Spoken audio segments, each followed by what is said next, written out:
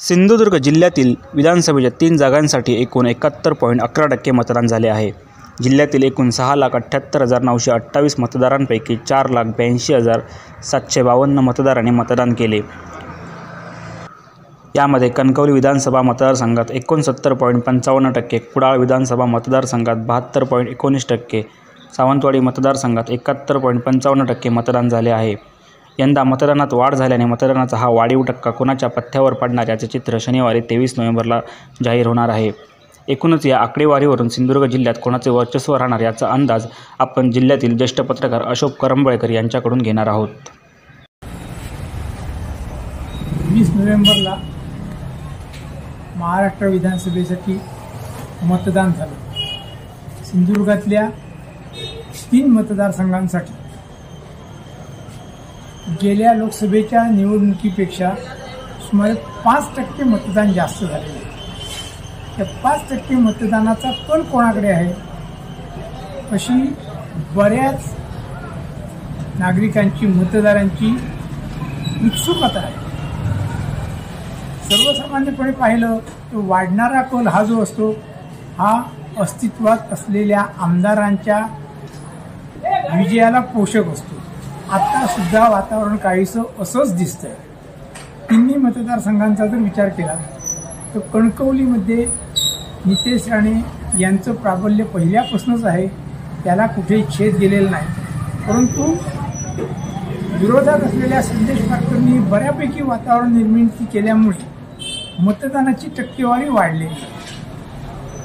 कुडाळ मतदारसंघामध्ये सुद्धा चुरशीनं आणि कार्यकर्त्यांनी मतदान करून घेतलेलं आहे, त्यामुळे तिथे टक्केवारी वाढलेली आहे. आणि सावंतवाडीमध्ये सुद्धा एका वेगळ्याच उद्देशाने स्थानिक विरुद्ध उपरे अशा पद्धतीनं मतदान झालेलं आहे, त्यामुळे तिथे टक्केवारी वाढलेली आहे.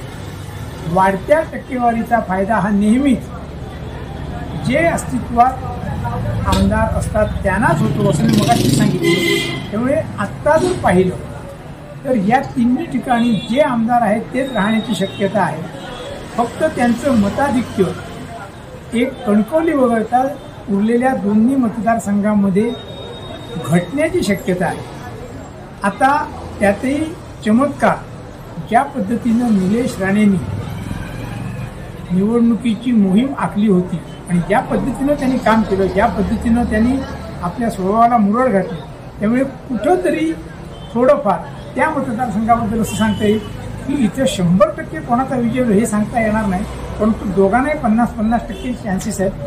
उरलेल्या सावंतवाडीमध्ये दीपक केसरकर आणि कणकवलीमध्ये नितेश राणे हेच निवडून येतील असं मला आत्ताच्या तरी एकंदरीत कलावरून आणि काल मतदारांशी केलेल्या बोलण्यावरून वाटतं. सिंधुदुर्ग जिल्ह्यातील मतदानाच्या आकडेवारीवरून ज्येष्ठ पत्रकार सांगतात की जिल्ह्यातील वाढलेली मतदानाची आकडेवारी ही जे विद्यमान आमदारांना पोषक आहे अशी परिस्थिती आकडेवारीवरून लक्षात येत आहे.